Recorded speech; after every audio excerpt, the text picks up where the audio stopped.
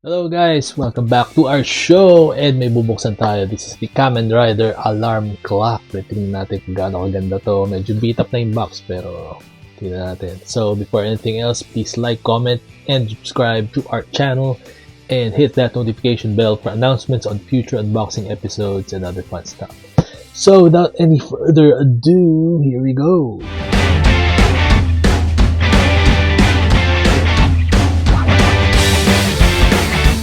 Welcome back guys, eto na yung Kamen Rider or Masked Rider Alarm Clock. Ito napaka-rare nito eh, ngayon ko nga lang nakita itong meron palang ganito. So sabi nila may mga lights and sounds and meron pa siyang mga dialogue yata dito. May sinasabi siya. Pero dito hindi ko maintindihan kasi Hapon. It's Japanese eh. So meron pa siyang ganun. Kasi ito yung box niya, medyo beat up na yung box. Galing din Japan kasi ito eh. So, siguro sa shipping, di maiwasan, may mga unforeseen circumstances.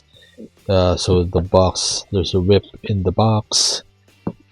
And, very cool yung packaging niya. Look at this. Yung itsura siguro ng alarm clock sa loob. SD or super deformed version ni Masked Rider or Kamen Rider 1. Medyo malaki rin yung box eh. So, yan. Ito yun. And, bubuksan na natin. So, we're opening the box and, wow, there's free batteries. Very nice. Sana gumagana pa rin yung batteries. And, ito nga pala. Medyo okay naman yung price nung nakuha natin to. Ayan. Buksan natin yung box. Yun siya sa loob. Yan. So let's pull him out of this box and let's see what he looks like. So here it is guys, medyo yun, plastic lang naman siya pero ito bagong-bago. May plastic wrap pa yung yung face ng clock. Ganda rin eh. Ito yung itsura ng clock. Yung clock niya parang yung, if you can imagine, that's the face of the Kamen Rider belt, right? So I would assume that there's full effects on this particular face of the clock. And take a look at that. It's really cool looking figure, and really looks like Kamen Rider from the series down to the stripes kasi maraming versions Kamen Rider. I think this is the version 2 of the Kamen Rider costume with the stripes. And yung belt niya. Ito yung controls for the clock and of course the compartment for the batteries. Lalagay natin dyan mamaya yung free batteries. Tignan natin. Sana gumagana pa rin. So yung speaker. So sabi nila maingay daw to. Yeah, di maintindihan yung nakasulat kasi Hapon eh. So, if you have Japanese friends out there, if you can translate these, put it in the comment section. So, ito yung itsura niya. So, let's put in the batteries and let's see how it sounds. So, ito na guys, nalagyan na natin yung batteries. Batteries are inside. So, testing natin kung ano yung sound niya. Ito, may button dito sa tok-tok. So, ayusin lang natin sandali yung mga forma niya. Ganda eh. No? And, yun. Tignan natin yung sounds niya.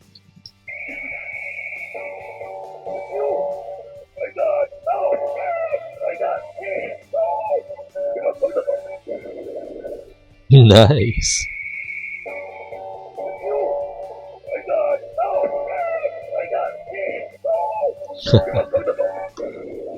Guys, nakahina pa yan. Lakas siya. So, naka-minimum siya. Ang lakas na sounds. Pang-alarm siya talaga.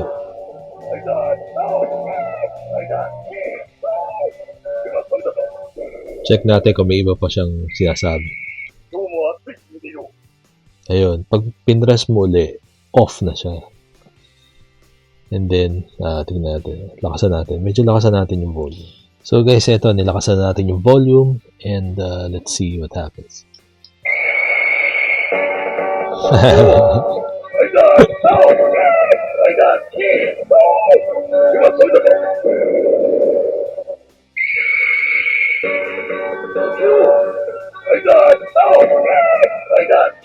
Lakas. Yun. So, yan pala siya. Very nice. So, ito yun. Kamen Rider 1 Alarm Clock. Di ko nga alam kung anong brand to eh. So, according sa box, wala naman nakalagay na brand. Wala nakalagay na brand. Pero, ayan. Very cool.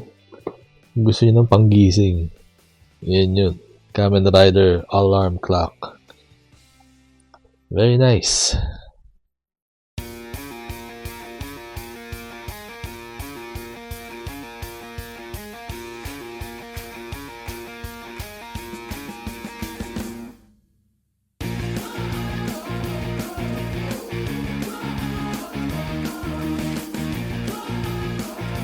That was our quick unboxing and review of the Kamen Rider Alarm Clock.